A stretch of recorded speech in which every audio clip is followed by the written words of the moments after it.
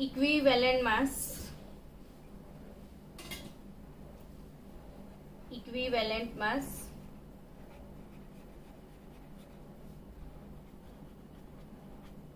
Lecture 1। Hello students, आज हमको पढ़ना है इक्विवेलेंट मास। एक बहुत ही इम्पोर्टेंट और मोस्ट टाइम टॉपिक है हमारे लिए। ये अगर नहीं आता है तो आप नॉर्मलिटी नहीं निकाल सकते हो। सो इक्विवेलेंट मास कैसे निकालना है वो सीखते हैं। सपोज आपको कोई एलिमेंट के लिए निकालना है इक्विवेलेंट मास, तो सबसे पहले इक्विवेलेंट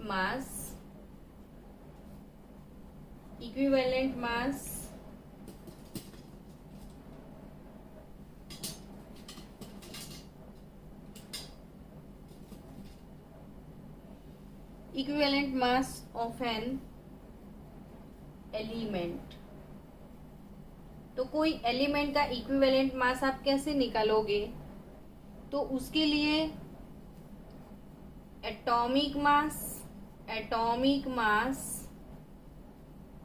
अपॉन वैलेंसी आपको कैलकुलेट करना पड़ता है। तो atomic mass upon valency, for example आपको ऑक्सीजन का एटॉमिक मास निकालना है, क्लोरीन का निकालना है, एल्यूमिनियम का निकालना है। तो ऑक्सीजन अगर ऑक्साइड फॉर्म में है तो -2 होता है, क्लोरीन अगर क्लोराइड फॉर्म में है तो -1 होता है, एल्यूमिनियम मेटल जनरली +3 होता है। तो ये तीनों आयन के मुझे इक्विवेलेंट मास निकालने हैं।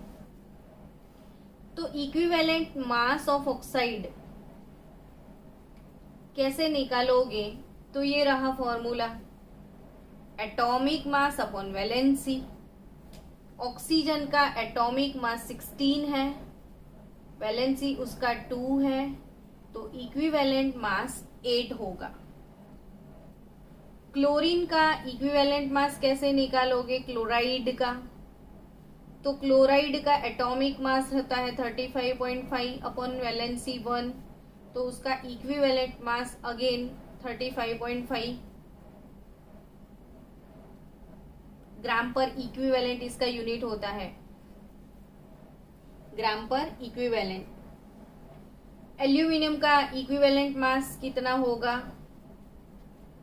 तो एल्यूमिनियम जो है उसका एटॉमिक मास 27 होता है और वैलेंसी उसकी 3 है, तो इक्विवेलेंट मास आपको मिलेगा 9। सपोज आपको बोला गया है कि equivalent mass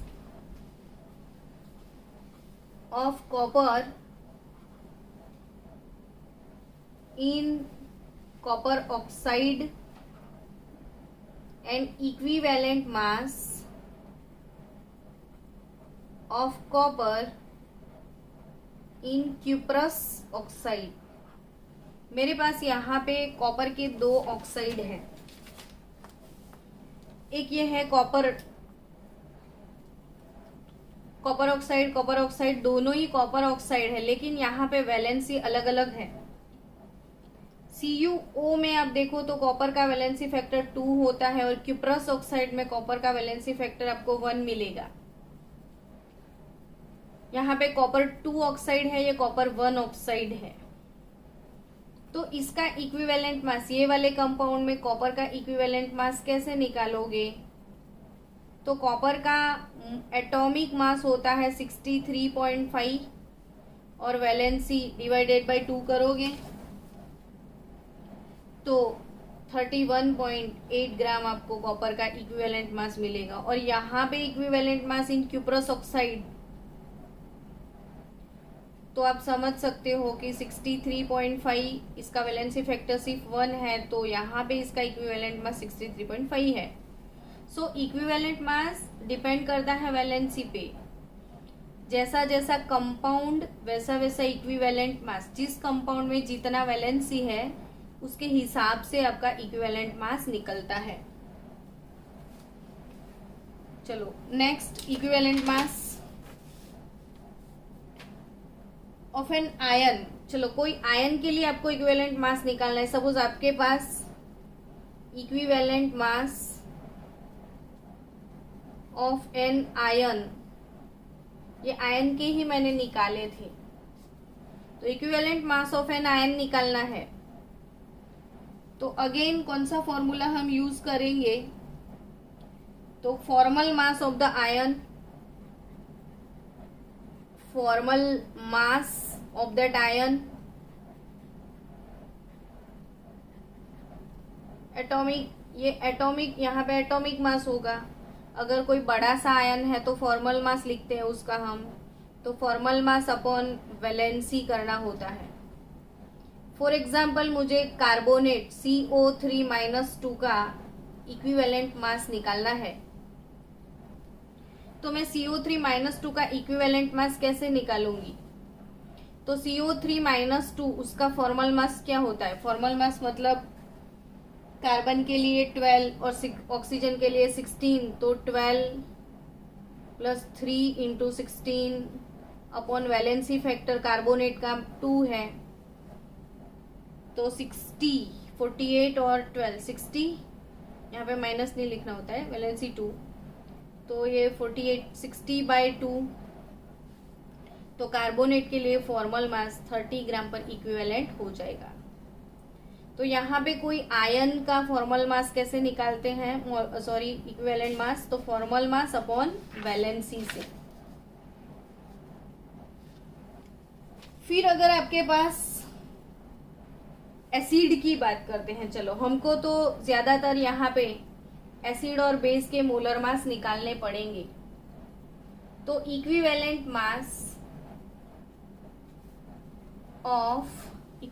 mass of N acid, तो किसी भी एसिड का इक्विवेलेंट मास कैसे निकलता है? तो मुझे एसिड का इक्विवेलेंट मास निकालना है, तो उस एसिड की मुझे बेसिसिटी पता होनी चाहिए। अब आपके दिमाग में क्वेश्चन होगा, ये बेसिसिटी क्या होता है? तो बेसिसिटी आपको पता है ना, एसिड का नेचर। एसिड बोलते किसको है? तो एसिड उसको बोलते हैं जो H+ डोनेट करता है। एसिड वो होता है जो H+ डोनेट करता है, उसको हम एसिड बोलते हैं। तो यहाँ पे एसिड के लिए बेसिसिटी क्या होगी? एसिड की बेसिसिटी क्या होती है? सारे पेन भी खत्म हो गए अब तो लॉकडाउन में। तो बेसिसिटी ऑफ एसिड उसको समझो, तो नंबर ऑफ डिस्प्लेसेबल और replaceable H+ ion, number of replaceable H+ ion. अब रिप्लेसेबल H+ आयन मतलब कोई एसिड कितने H+ रिप्लेस कर सकता है। फॉर एग्जाम्पल मेरे पास H2SO4 है, तो H2SO4 में आपको लिटरली 2H+ दिख रहे होंगे। तो ये अपने पास 2 हाइड्रोजन है, वो कैसे उसको रिप्लेस करता है वो समझो। कि अगर H2SO4 1 मोल है और उसमें मैंने 1 मोल वाटर डाल दिया, तो एसिड जो है वो H+ इसको डोनेट करेगा, तो ये बन जाएगा H3O+, और वहां से एक प्रोटॉन गया तो HSO4 रहेगा। यहाँ पे एक हाइड्रोजन चला गया तो ये -1 हो जाएगा। तो यहाँ पे उसमें 1 मोल मैंने एसिड के साथ बेस होता है जनरली, तो यहाँ पे 1 मोल एसिड जो है, 1 मोल एसिड उसका कंप्लीट न्यूट्रलाइजेशन नहीं हुआ है, उसने एक प्रोटॉन यहाँ पे डोनेट किया है। अगेन ये HSO4- फिर से H2O के साथ रिएक्ट कर सकता है, तो H3O प्लस SO4 माइनस 2 आपको मिलेगा। ये पार्शियल डिसोसिएशन है, ये कंप्लीट डिसोसिएशन इसका निकालते हैं। मतलब H2SO4 ये स्टेप 1 और ये वाला उसका स्टेप 2 है। तो उसने ग्रेजुअली अपने 2 प्रोटॉन रिलीज किए। देखो अब इसका टोटल लगा लो आप, तो ये कट हो जाएगा।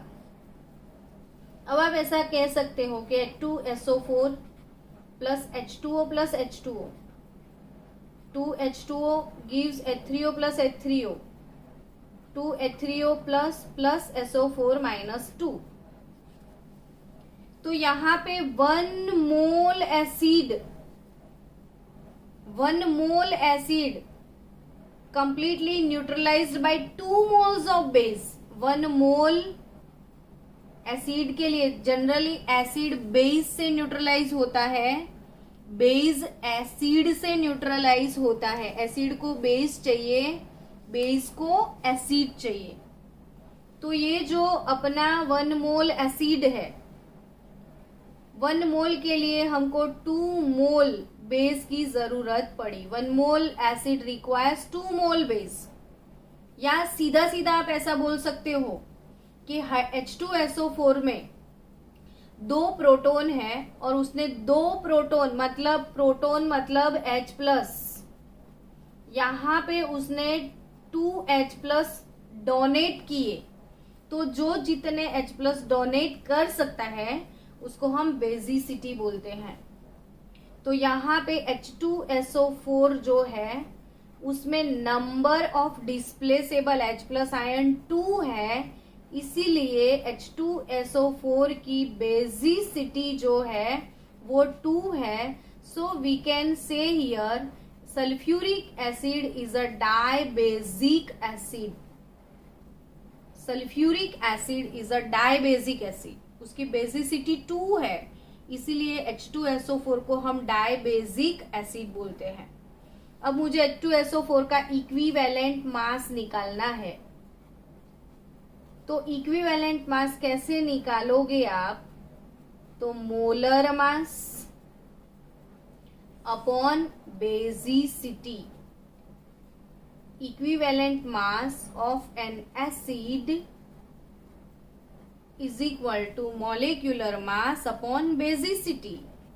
सल्फ्यूरिक एसिड का मोलर मास 2 इंटू हाइड्रोजन का 1, सल्फर का 32, ऑक्सीजन के लिए 16, तो 98 ग्राम पर मोल होता है और बेसिसिटी उसका 2 है, तो 49 ग्राम पर इक्विवेलेंट ये उसका इक्विवेलेंट मास हो गया। तो सल्फ्यूरिक एसिड का equivalent mass 49। Again equivalent mass of N acid molar mass upon basicity. Basicity क्या है? तो number of replaceable H plus ion. जो एसिड जितने H प्लस रिप्लेस कर सकता है उसको उसकी बेसिसिटी बोलते हैं। अब हमारे पास HCl है, HNO3 है, एसिटिक एसिड है। ये तीनों एसिड की बात करते हैं। ऑक्जेलिक एसिड है H2C2O4, ये एसिटिक एसिड, ये ऑक्जेलिक एसिड। ऑक्जेलिक एसिड ये सब प्रैक्टिकल में भी आपको आएंगे। ये चीजें केमिस्ट्री में बहुत ही ज्यादा इम्पोर्टेंट चीजें हैं, आपको ध्यान से पढ़नी पड़ चाहिए ये सब चीजें। HCl प्लस H2O, तो ये रिएक्शन भी आप लिखना आप सीख ही जाओ कि इसने अपने प्रोटॉन को यहाँ पे डोनेट किया, तो H3O plus Cl minus, HNO3 plus H2O, तो H3O plus NO3 minus 1, CH3COOH plus H2O, तो CH3COOH, CH3COO माइनस ये वाला प्रोटॉन जो है वो रिलीज करेगा, तो H3O प्लस। ऑक्जेलिक एसिड में यहाँ पे लिटरली आपको 2 रिप्लेसेबल हाइड्रोजन दिखते होंगे, तो मुझे 2 मोल्स ऑफ H2O की जरूरत पड़ेगी। तो यहाँ पे C2O4 माइनस 2 ऑक्जिलेट, उसको बोलते हैं ऑक्जिलेट आयन, ये C2O4 माइनस 2 ऑक्जिलेट है, और यहाँ पे 2 मोल्स ऑफ H3O प्लस आपको मिलेंगे। तो ये इक्वेशन आप सीख जाओ। अब ये केमिस्ट्री में ये सब चीजें नहीं सीखोगे तो बहुत पीछे रह जाओगे। तो HCl प्लस H2O, यहाँ पे इसने एक ही प्रोटॉन रिलीज किया, ये भी एक ही प्रोटॉन रिलीज करता है, ये भी एक ही प्रोटॉन रिलीज कर रहा है, इसने 2 प्रोटॉन रिलीज किए। So we can say that basicity of HCl 1, basicity of HNO3 1, basicity of acetic acid 1 और बेसिसिटी ऑफ ऑक्जेलिक एसिड 2 हो जाएगी। ऑक्जेलिक एसिड की बेसिसिटी 2 है। तो ये मोनोबेजिक एसिड हुआ जिसकी बेसिसिटी 1 है, वो मोनोबेजिक एसिड, ये भी मोनोबेजिक, ये भी मोनोबेजिक, ये है dibasic acid. Oxalic acid is a dibasic acid. अब एग्जाम के लिए याद रखना बोरिक एसिड H3BO3, ये वीक मोनोबेजिक एसिड है। भले आपको यहाँ पे 3 हाइड्रोजन दिखते हैं, लेकिन ये 3 हाइड्रोजन को रिप्लेस नहीं कर सकता है, सिर्फ एक ही प्रोटॉन ये रिप्लेस करता है, इसीलिए ये मोनोबेजिक एसिड है। तो ये नीट के लिए इंपॉर्टेंट चीज है, आप याद रखो। H3BO3 बोरिक एसिड है, बोरिक एसिड, और ये वीक मोनोबेजिक एसिड है। चलो और एक मोस्ट आईएमपी चीज आपको पढ़नी है, 3 एसिड अभी से लर्न कर लेना आप। H3PO4, H3PO3 और H3PO2। H3PO4 है phosphorous acid, phosphoric acid, phosphoric acid, ये है फॉस्फोरस एसिड, और ये है hypo phosphorous acid, hypophosphorous acid. ये फॉस्फोरिक बहुत ज्यादा एक्सेस है ऑक्सीजन तो रिक 4 है, ये 3 है कम है तो रस, और यहाँ पे एक ऑक्सीजन काइपो तो ए हाइपो, एक ऑक्सीजन काइपो मीन्स हाइपो। तो इसमें से मैंने एक ऑक्सीजन हटाया है फॉस्फोरस से, तो ये हाइपोफॉस्फोरस एसिड। तो फॉस्फोरिक एसिड, फॉस्फोरस एसिड और हाइपोफॉस्फोरस एसिड। तो ये तीनों एसिड की बहुत ज्यादा डिमांड है। ये तीनों एसिड के रिगार्डिंग क्वेश्चन ये 12th 11th पी ब्लॉक हर चैप्टर में आपको चाहिए। तो ये तीनों को सॉल्व करते हैं कि भाई इसमें सेंट्रल एटम जो है वो फॉस्फोरस है। अभी से आप इसका फॉर्मूला बनाना भी सीख जाओ। तो यहाँ पे सेंट्रल एटम फॉस्फोरस लिख दो पहले। आप थोड़ा बहुत पीरियोडिक टेबल भी मेरे से पढ़ लिए हो, आपको पता होना चाहिए अब कि फॉस्फोरस कौन से ग्रुप का मेंबर है। पीरियोडिक टेबल में फॉस्फोरस 15 ग्रुप का मेंबर है, और अगर ये 15 ग्रुप का मेंबर है तो वो 5 वैलेंसी उसकी मैक्सिमम होती है। तो अब 5 बॉन्ड आपको कवर करने हैं, 1 2 3 4 तो हो गए। अब 5th वाला मैं कहाँ डालूं, तो मैं उसको डबल बॉन्ड बना दूं। यहाँ पे भी 1 2 3 4 5, 1 2 3 4 5। मैंने क्यों 5 बॉन्ड बनाए, क्योंकि फॉस्फोरस कैसे याद रखोगे आप कि फॉस्फोरस 15 ग्रुप का मेंबर है, तो उसकी मैक्सिमम वैलेंसी 5 है, तो वो मैक्सिमम बॉन्ड 5 बनाएगा। अब इसी फॉस्फोरस के आजू बाजू में 4 ऑक्सीजन होंगे, 4 ऑक्सीजन है यहाँ पे, और ऑक्सीजन के बाजू में आप हाइड्रोजन लगा दो। जिस एसिड में ये एसिडिक हाइड्रोजन ऑक्सीजन के ऊपर प्रेजेंट होते हैं, देखो यहाँ पे acidic hydrogen present in hydroxyl group, मतलब एसिडिक हाइड्रोजन या प्रोटॉन ऑक्सीजन के बाजू में प्रेजेंट है, तो वैसे एसिड को हम ऑक्सो एसिड भी बोलते हैं। ये वाले फोस्फरस के ऑक्सो एसिड है, ये फोस्फरस के ऑक्सो एसिड है। और ऑक्सो एसिड इसको बोलते हैं जिसमें एसिडिक प्रोटॉन ऑक्सीजन के बाजू में प्रेजेंट होता है। चलो यहाँ पे आप देखो 3 ऑक्सीजन है, तो 1 2 3 ऑक्सीजन मैंने डाल दिए। 3 ऑक्सीजन के साथ प्रोटॉन जाएंगे, यहाँ पे एक प्रोटॉन डायरेक्टली कनेक्टेड है, see that difference between here, यहाँ पे POH है, यहाँ पे PH बॉन्ड प्रेजेंट है। यहाँ पे जस्ट 2 ऑक्सीजन है, ज्यादा नहीं है, तो H और H, तो ये 2 PH बॉन्ड है।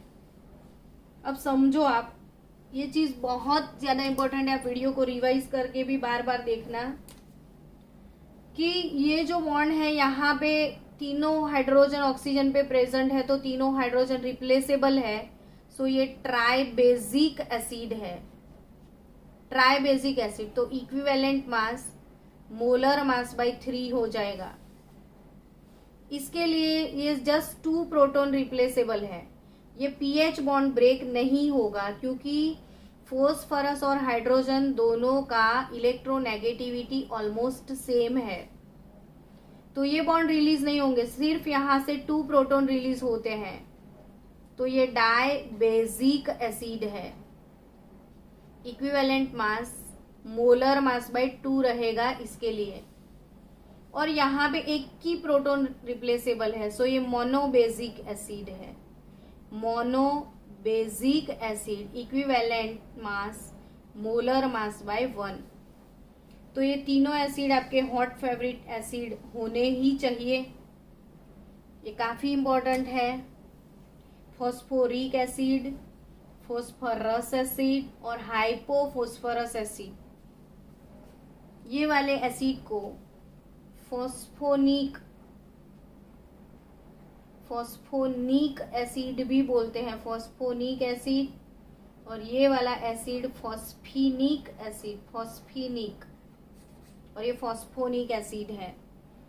बहुत बार ये क्वेश्चन आ गया है बोर्ड में भी और नीट में भी कि what is the oxidation state of phosphorus in phosphinic acid और फॉस्फोनिक एसिड, तो आपको नाम याद रखने हैं।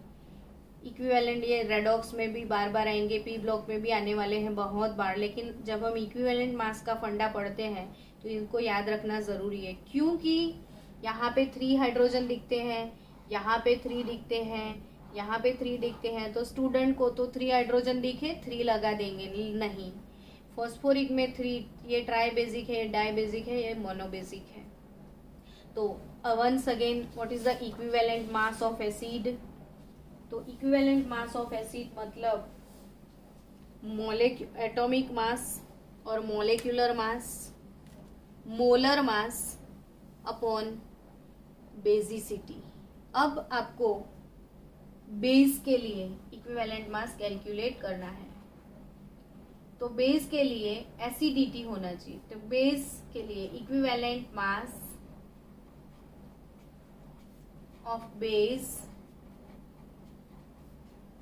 Equivalent mass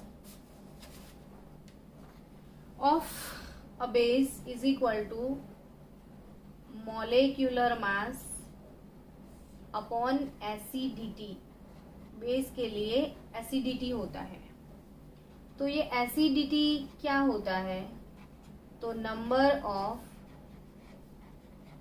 replaceable OH minus, number of replaceable OH minus. तो कितने OH माइनस रिप्लेस होते हैं उसको क्या बोलते हैं हम? एसिडिटी। तो एसिडिटी मतलब क्या? तो यहाँ पे आप बेस के लिस्ट बनाओ। KOH बेस है, NaOH बेस है, BaOH ट्वाइस बेस है, AlOH थ्राइस बेस है। तो ये सारे बेस हैं। अब यहाँ में बेस को K plus OH minus Na plus OH minus, यहाँ पे 1 मोल OH माइनस 1 मोल OH माइनस, यहाँ पे बेरियम 2 मोल OH माइनस आपको मिलने वाले हैं। यहाँ पे Al3 मोल OH माइनस आपको मिलने वाले हैं। तो बट ऑब्वियस यहाँ पे रिप्लेसेबल OH माइनस सिंगल है, तो इसकी एसिडिटी KOH की एसिडिटी इसकी 1 हो जाएगी, इसकी एसिडिटी 1 हो जाएगी, इसकी एसिडिटी 2 हो जाएगी, इसका एसिडिटी 3 होगा। तो KOH की एसिडिटी 1, NaOH की एसिडिटी 1, बेरियम हाइड्रोक्साइड के लिए 2। तो हम इसको बोल सकते हैं कि KOH mono acidic base, mono acidic base, ये भी मोनो एसिडिक बेस, ये डाई एसिडिक बेस है, ये ट्राई एसिडिक बेस है, ट्राई एसिडिक बेस। समझो आप कि एसिड बेस से न्यूट्रलाइज होता है और बेस जो है वो एसिड से न्यूट्रलाइज होता है। सो एसिड को बेसिसिटी होता है, बेस को एसिडिटी होता है। तो यहाँ पे KOH का इक्विवेलेंट मास कैसे निकलेगा? तो equivalent mass is equal to molar mass by 1, लेकिन बेरियम के लिए molar mass by 2, AlOH thrice के लिए मोलर मास बाय 3। तो आप एसिड और बेस का इक्विवेलेंट मास ऐसे निकाल सकते हो। Again very very most IMP concept है इक्विवेलेंट मास। हमने आपको वीडियो बना के भेजे हैं जिसमें एटॉमिक मास फिर मोलर मास, वो दोनों कंसेप्ट कवर कर लिए थे। अब अपना तीसरा कंसेप्ट है इक्विवेलेंट मास। ध्रुमिन फैन बंद कर ही दीजिए ना बेटा। तो तीसरा कंसेप्ट जो है इक्विवेलेंट मास, वो आज कवर करने के लिए जा रहे हैं। ये नीट, JEE कोई भी कॉम्पिटिटिव लेवल पे आप जाओगे तो ये बहुत ही ज्यादा इम्पॉर्टेंट टॉपिक है इक्विवेलेंट मास। ये चैप्टर 1 में और चैप्टर रेडॉक्स दोनों के लिए वेरी वेरी इंपॉर्टेंट टॉपिक है। रेडॉक्स चैप्टर का भी इक्विवेलेंट मास वाला टॉपिक अभी नीट जी वाले बच्चों के लिए बना देंगे। सो इक्विवेलेंट मास होता क्या है? तो ऐसे समझो कि besides atomic mass and molecular mass, another commonly use term also equivalent mass. और वो होता क्या है? तो equivalent mass of a substance is defined, equivalent mass of the substance is defined as the number of parts, as the number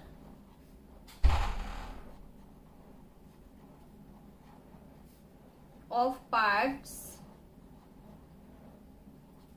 as the number of parts by mass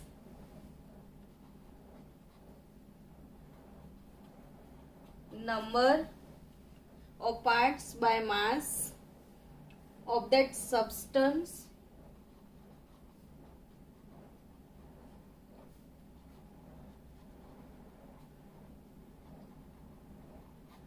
substance which combine with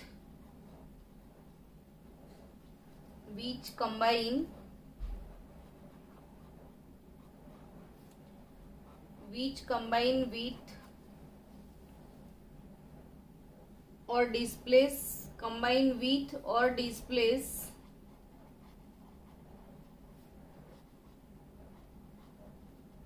directly or indirectly 1.008 part by mass, 1.008 part by mass of hydrogen और 8 parts by mass of oxygen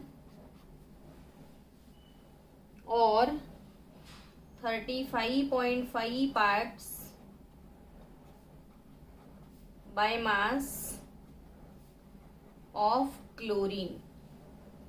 यहाँ पे equivalent mass या तो hydrogen या तो oxygen या तो फिर क्लोरीन, ये तीनों के रेफरेंस में निकालते हैं। So as the number of parts by mass of that substance which combine with और displace directly 1.008 part by mass of hydrogen or 8 part by mass of oxygen or 35.5 parts by mass of chlorine। तो इसके लिए equivalent मास के formulas आप याद रखो। वो formula मैं आपको लिखवा दूं ताकि जब भी फिर कोई डाउट आए आपको तो वहीं से आपका डाउट सॉल्व हो जाए। तो इक्विवेलेंट मास के लिए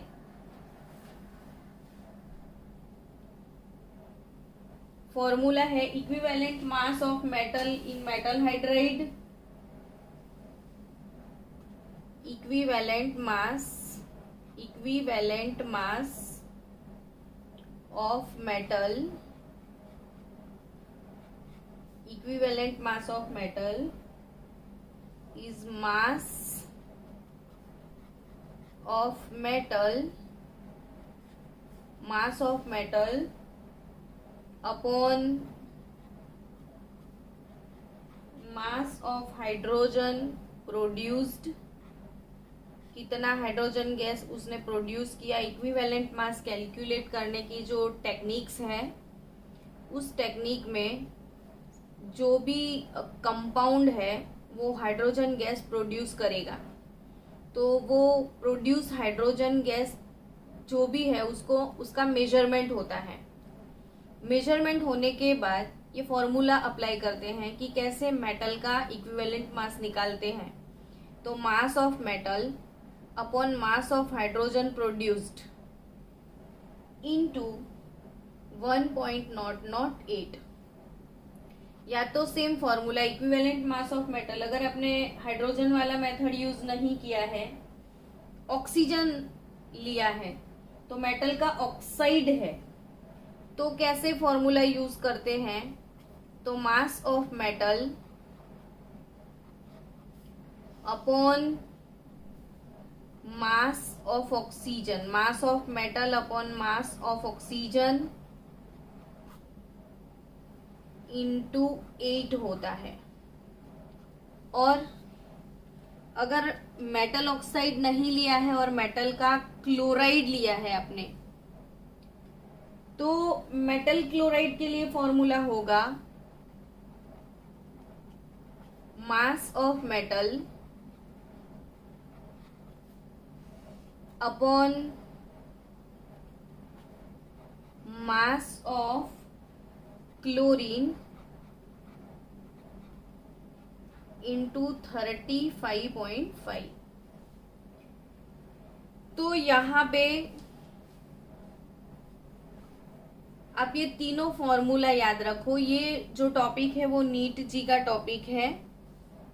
यहाँ से एक आध दो क्वेश्चन कभी कभी एग्जाम में आ जाते हैं, आपकी रेफरेंस बुक में होते हैं और आप डाउट्स लेके आते हो, तो इसकी वजह से मैं ये सॉल्व करवा रही हूँ कि व्हाट इज इक्विवेलेंट मास। तो as the number of parts by mass of that substance which combine with और displace directly 1.008 part by mass of hydrogen और 8 part by mass of oxygen और 35.5 parts by mass of chlorine.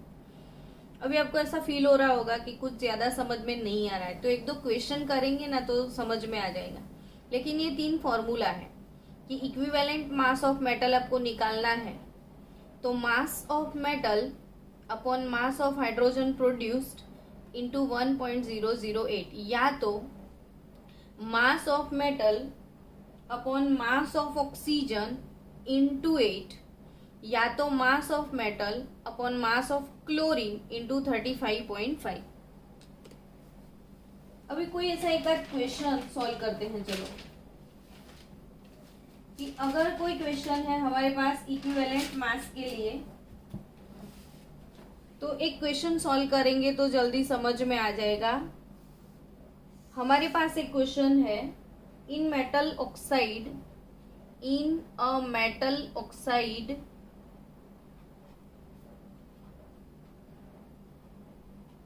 in a metal oxide MO, the atomic mass of metal is 40. Atomic mass of metal is 40. Then the equivalent mass of metal is dash.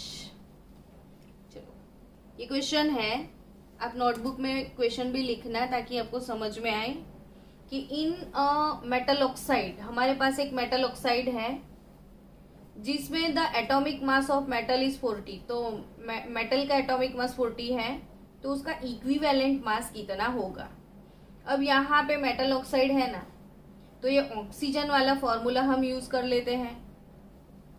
तो equivalent mass of metal आपको निकालना है, तो कैसे निकलेगा देखो, mass of metal, तो आपको एटॉमिक मास ऑफ मेटल 40 बोल दिया गया है, upon mass of oxygen into 8। तो यहाँ पे ऑक्सीजन का मास कितना होगा, तो मेटल ऑक्साइड में एटॉमिक मास ऑफ मेटल 40 है। तो हमेशा कोई भी ऑक्साइड होगा, देखो ये ऑक्साइड है MO, तो ये ऑक्साइड का टोटल मास अगर मुझे निकालना है तो मैं कैसे निकालूं, तो atomic mass of metal plus atomic mass of oxygen होगा ना। तो यहाँ पे मेटल का 40 है तो ऑक्सीजन का 16 होगा।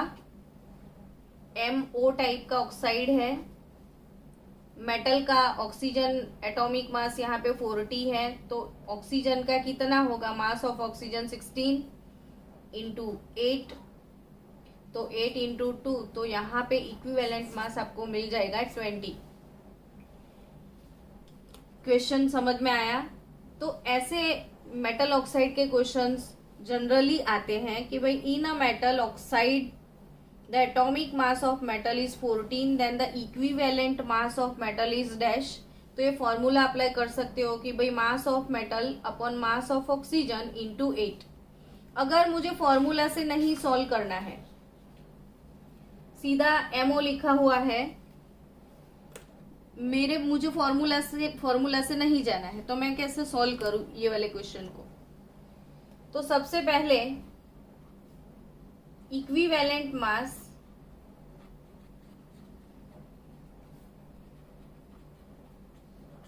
ऑफ आयन कैसे निकालते हैं वो देखो। इक्विवेलेंट मास ऑफ आयन, तो इक्विवेलेंट मास ऑफ आयन निकालना है। ऑक्सीजन का इक्विवेलेंट मास कितना होता है, तो ऑक्सीजन जनरली ऑक्साइड में O-2 के फॉर्म में होता है। तो यहाँ पे O-2, तो व्हाट इज इक्विवेलेंट मास, तो it is atomic mass upon valency. तो यहाँ पे ऑक्सीजन का एटॉमिक मास 16 होता है और उसका वैलेंसी फैक्टर 2 है, तो इक्विवेलेंट मास ऑफ ऑक्सीजन 8 हो जाएगा। तो मेटल ऑक्साइड में आप देखो, ये वाले क्वेश्चन में मेटल ऑक्साइड है, तो कोई भी मेटल ऑक्साइड, यहाँ पे ये वाले मेटल ऑक्साइड में इसका एटॉमिक मास 40 है और यहाँ पे इसका एटॉमिक मास 16 है। तो आपको मेटल का इक्विवेलेंट मास निकालना है, तो आप सीधा, आप फॉर्मूला भूल गए हो, पता नहीं है, तो सीधा इक्विवेलेंट मास ऐसे निकाल सकते हो कि भाई 16 gram of oxygen combine 16 gram oxygen combine with 14 gram metal, 16 gram oxygen के साथ 40 ग्राम मेटल कंबाइन करता है, तो ऑक्सीजन का जो इक्विवेलेंट मास है 8 ग्राम, उसके साथ मेटल का इक्विवेलेंट मास ही होगा। एटॉमिक मास के साथ एटॉमिक मास, तो इक्विवेलेंट मास के साथ इक्विवेलेंट मास। तो 8 ग्राम के साथ कितना होगा, तो 40 इंटू 8 डिवाइडेड बाय 16। तो यहाँ पे ऑलरेडी आंसर आ गया, एटॉमिक मास ऑफ मेटल 20 ग्राम। तो ये क्वेश्चन आप ऐसे भी सॉल्व कर सकते हो। देखो यहाँ पे मैंने डायरेक्टली सॉल्व किया है कि mass of metal upon mass of oxygen into 8 सीधा, लेकिन ये रट्टा मारने वाली बात सी लगती है मुझे, तो मैं क्यों ना डायरेक्टली कैलकुलेट कर सकती हूँ कि भाई मेटल ऑक्साइड में मेटल का 40 है एटॉमिक मास, तो हम इसका एटॉमिक मास 40 है मेटल ऑक्साइड में, तो ऑक्सीजन का बट ऑब्वियस 16 होगा। एटॉमिक मास के साथ एटॉमिक मास कंबाइन होता है, तो इक्विवेलेंट मास के साथ इक्विवेलेंट मास कंबाइन होता है। तो 16 ग्राम ऑक्सीजन अगर 40 ग्राम मेटल से कंबाइन करता है, तो 8 ग्राम ऑक्सीजन कितनी ग्राम मेटल से कंबाइन करेगा, तो यहाँ पे मेटल का इक्विवेलेंट मास आपको मिलेगा 20 ग्राम। चलो दूसरा क्वेश्चन सॉल्व करते हैं इक्विवेलेंट मास के रिलेटेड, कि भाई 4 moles of element Y, 4 moles of element Y, 4 moles of element Y combine with 1 mole of element X and form compound Z. If the atomic mass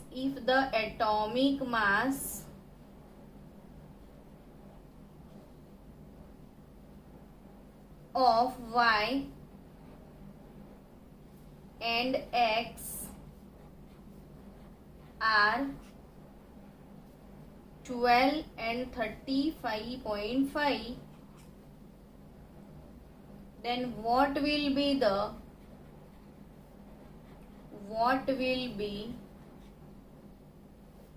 equivalent mass of compound Z? ये question है।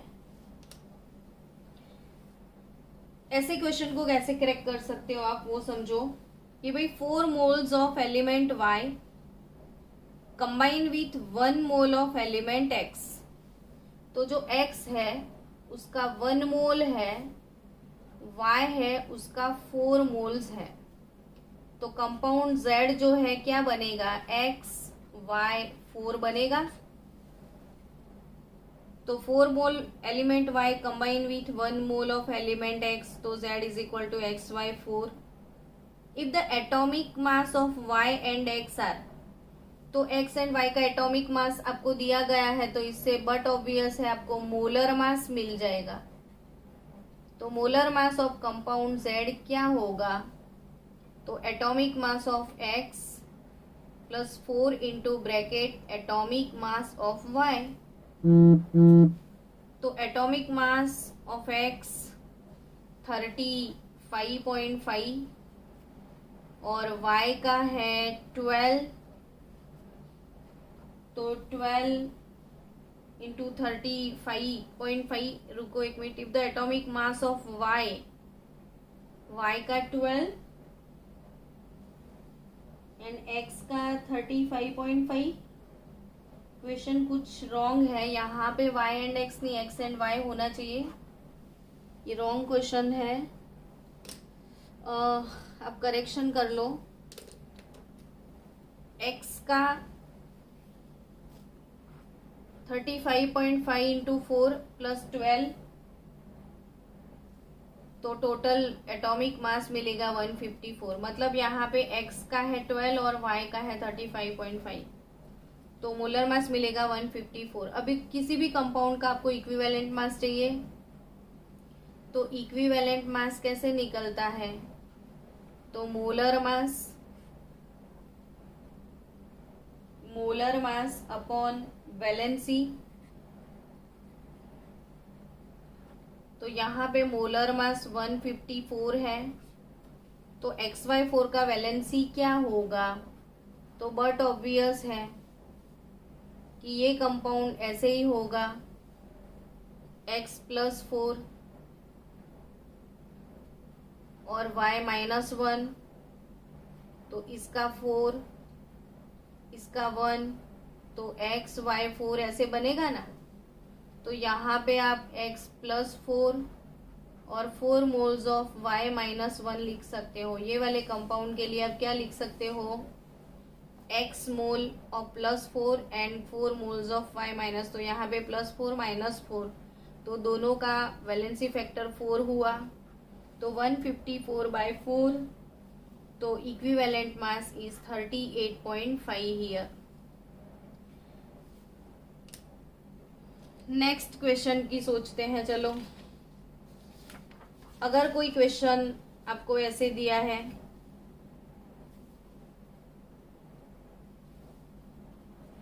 Equivalent mass of element, equivalent mass of element X is 9, the vapor density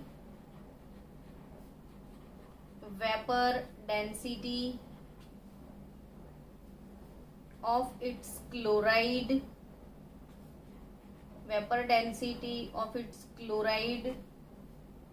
salt is 66.75, then the valency of element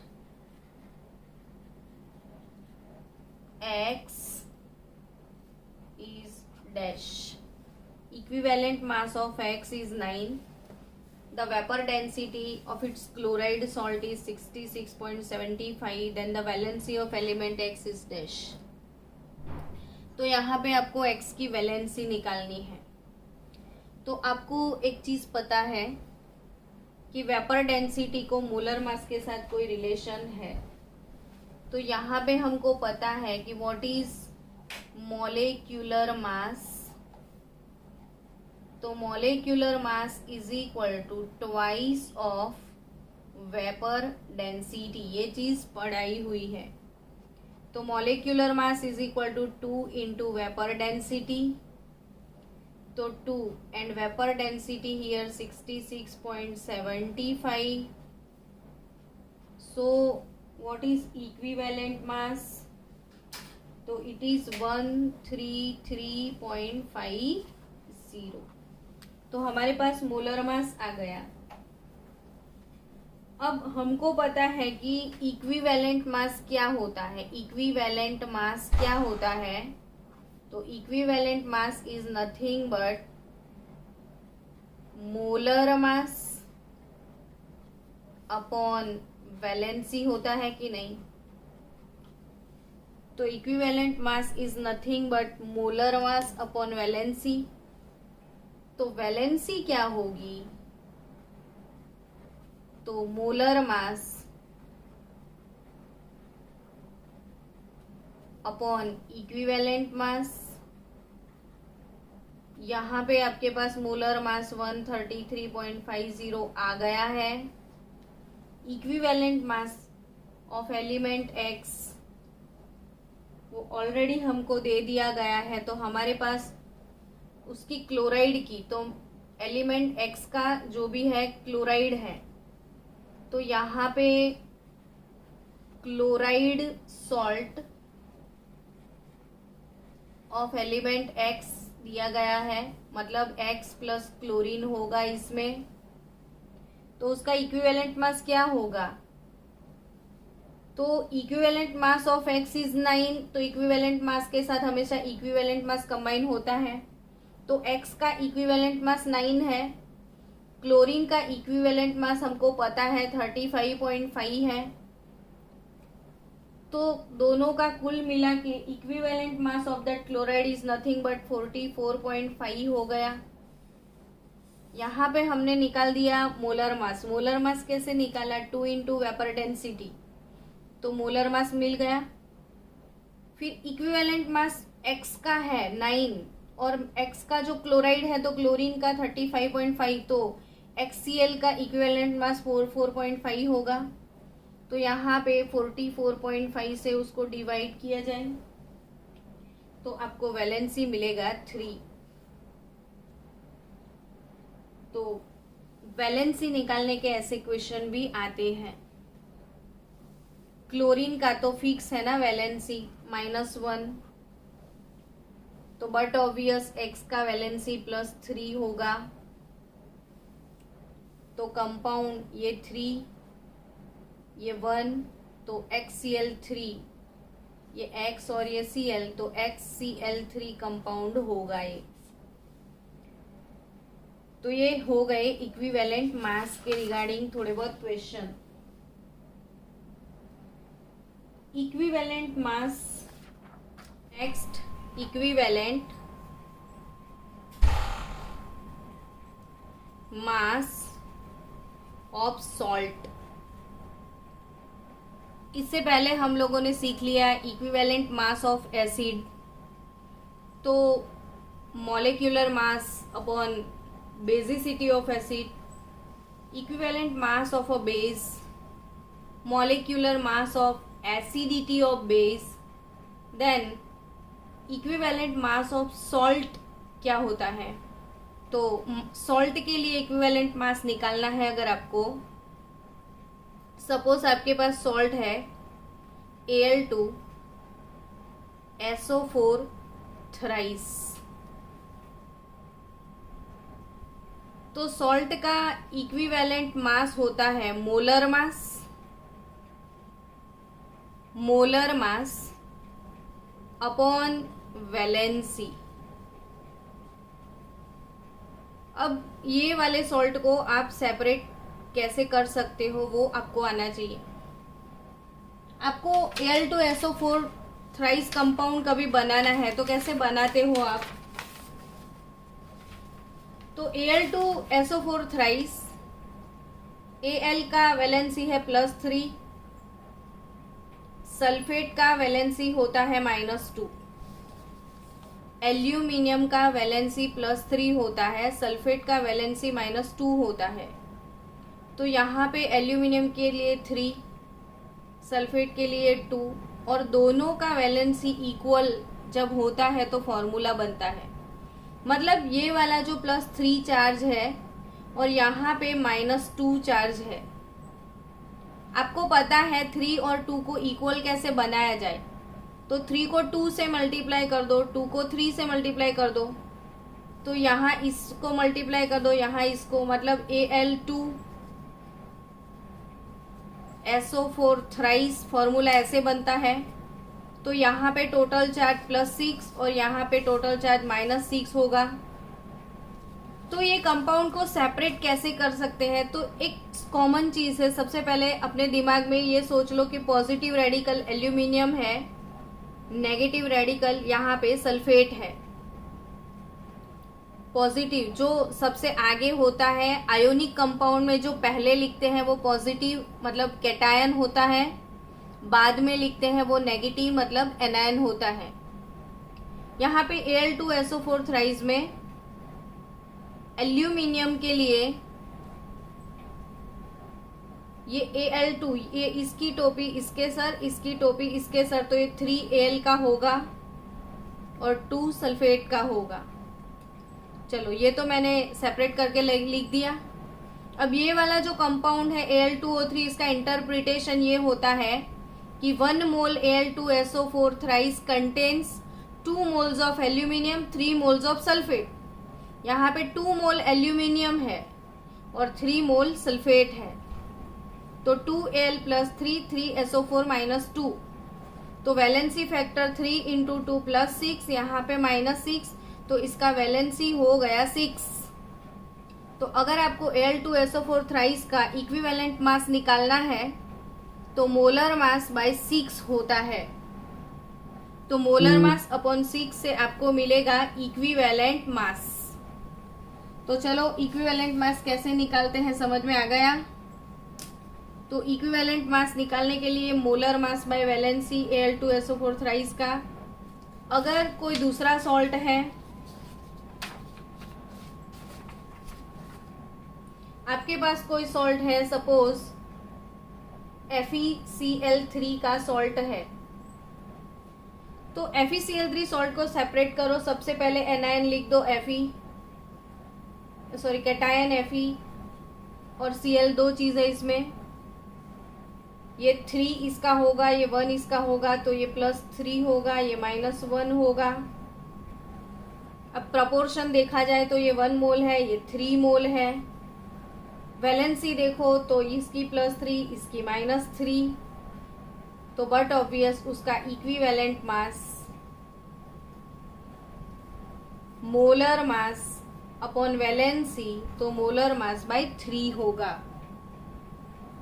suppose मेरे पास NaCl का salt है, तो ये तो simple सा है, Na+Cl माइनस वैलेंसी फैक्टर 1 हो गया, तो equivalent mass molar mass upon 1 होता है।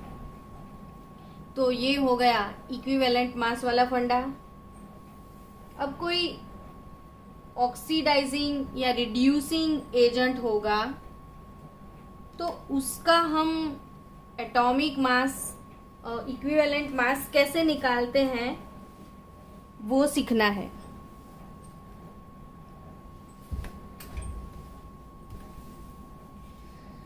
रिड्यूसिंग एजेंट के लिए इक्विवेलेंट मास कैसे निकालना है वो सीखना है।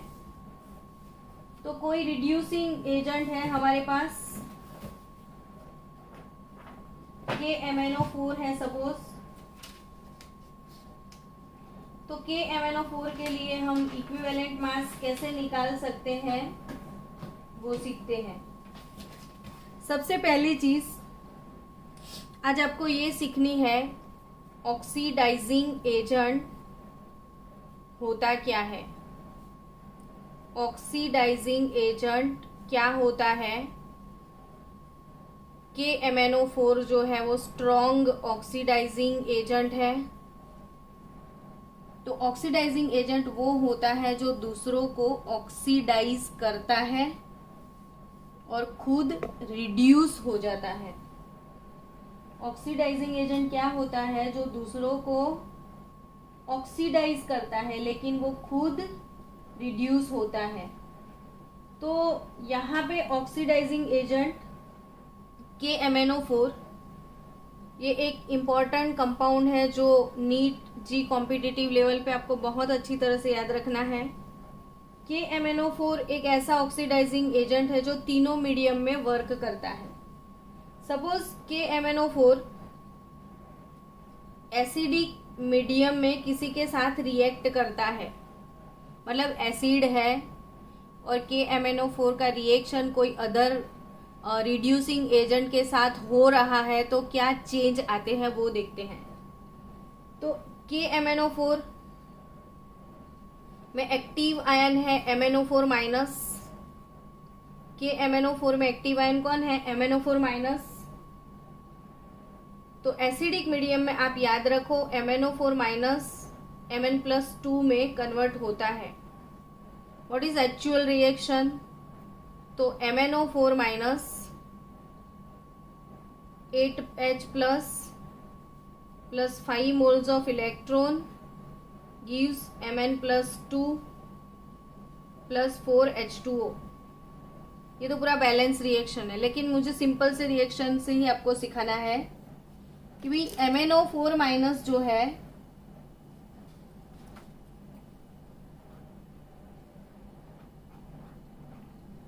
कोई भी पेन नहीं चल रहा है अब तो पापा। MnO4 माइनस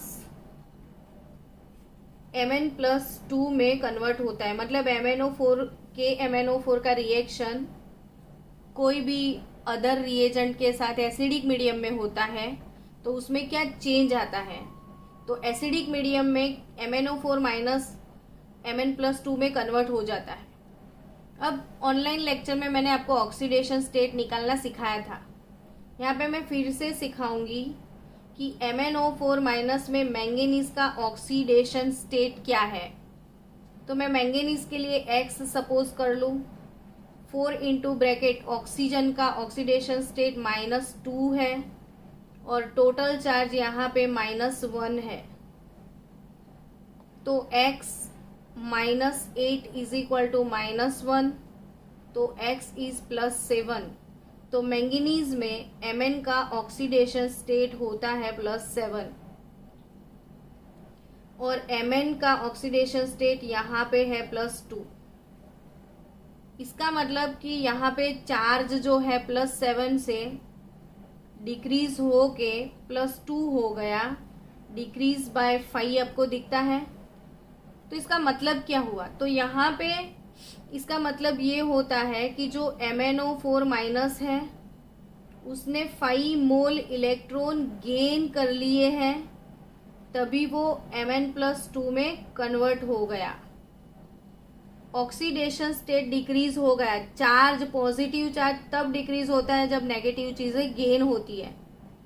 तो MnO4 minus 5 mole decrease by 5 मतलब उसने 5 मोल इलेक्ट्रॉन गेन कर लिया, और जो इलेक्ट्रॉन गेन का प्रोसेस होता है, इलेक्ट्रॉन गेन का प्रोसेस उसको रिडक्शन बोलते हैं।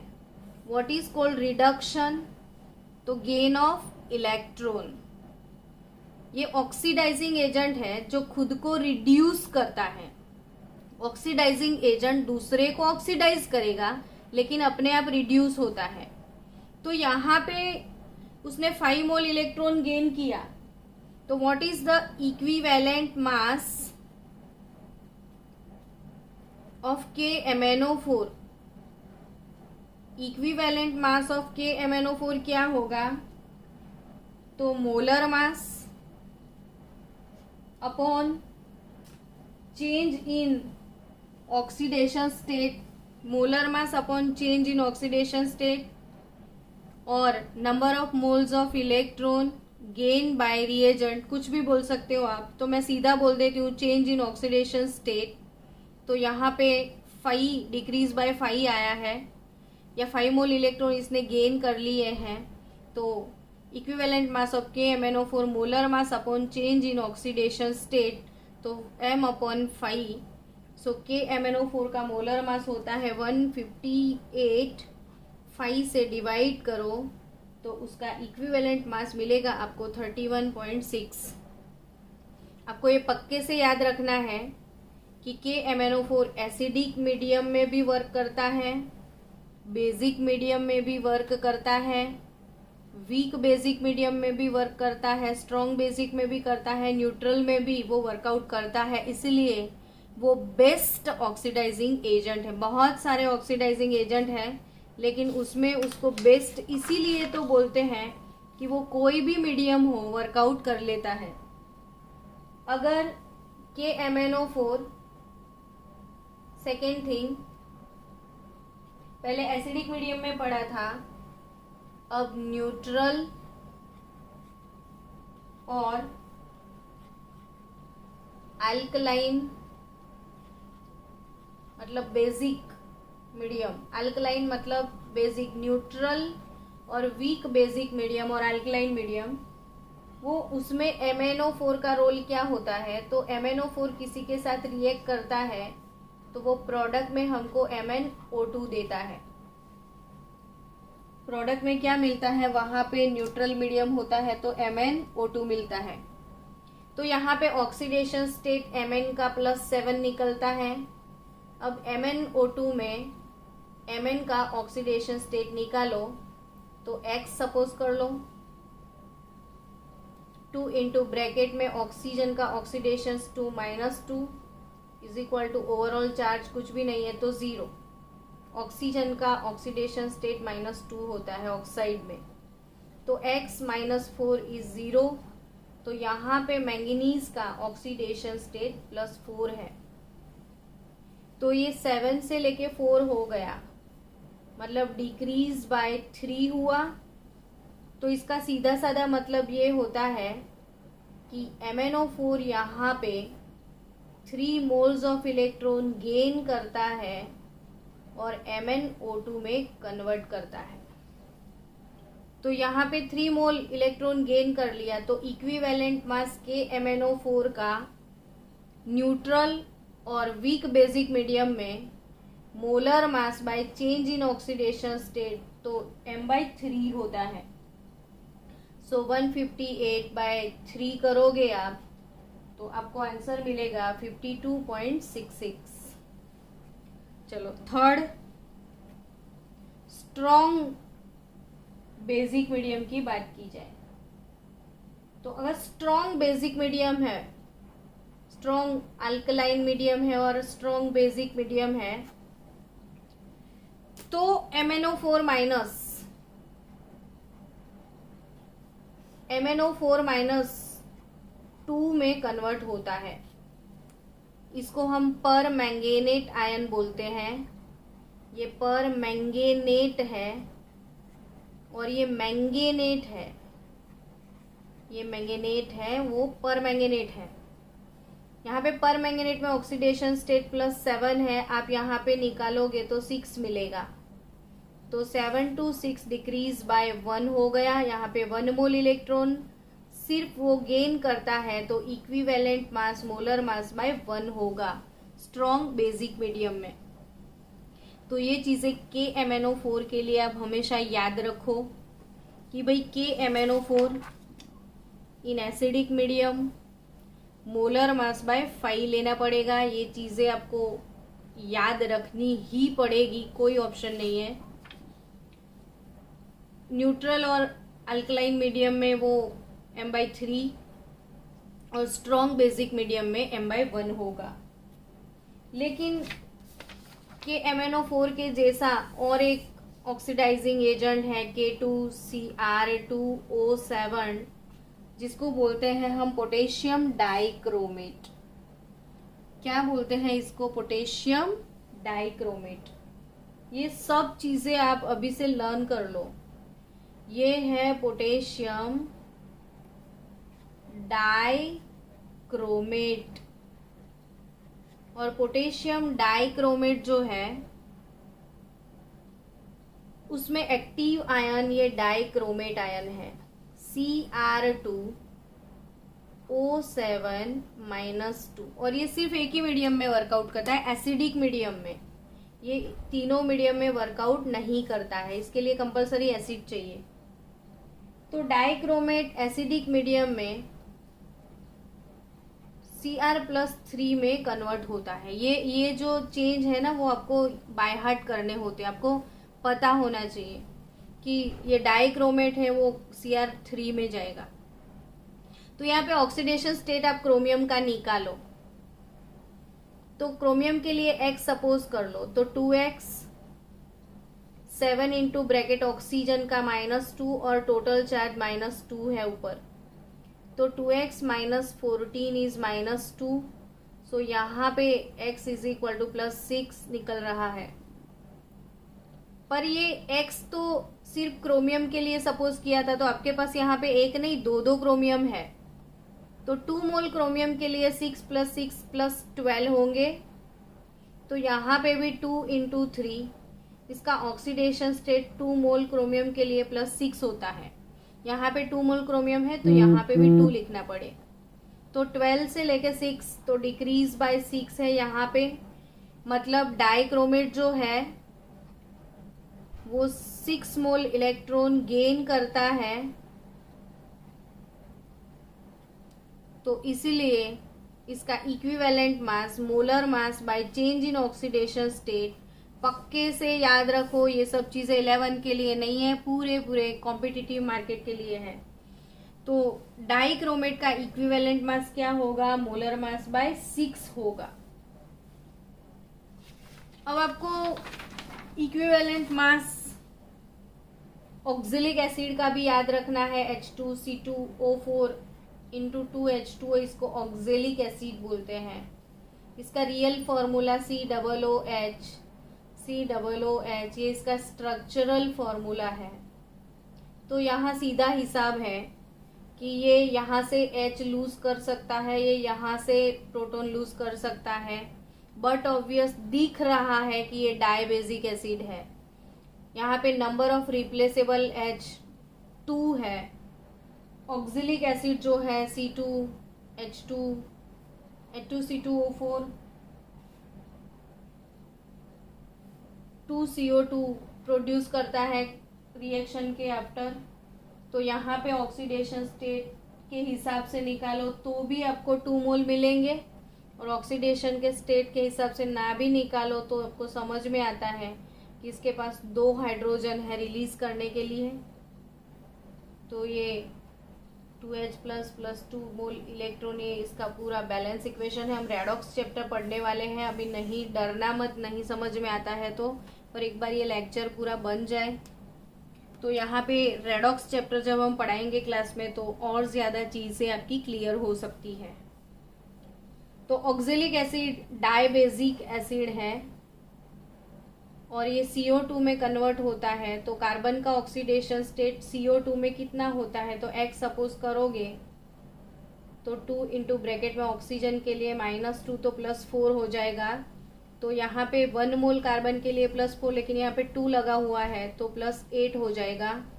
और यहाँ पे H2C2O4 में C का निकालो तो C के लिए X सपोज कर लो 2X, हाइड्रोजन का +1 होता है, ऑक्सीजन का -8 इज इक्वल टू 0, तो 2X - 6 इज इक्वल टू 0। तो कार्बन का 6 हो जाएगा,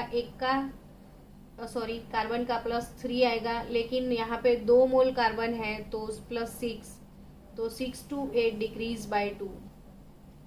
तो इसका equivalent mass molar mass upon 2 होता है।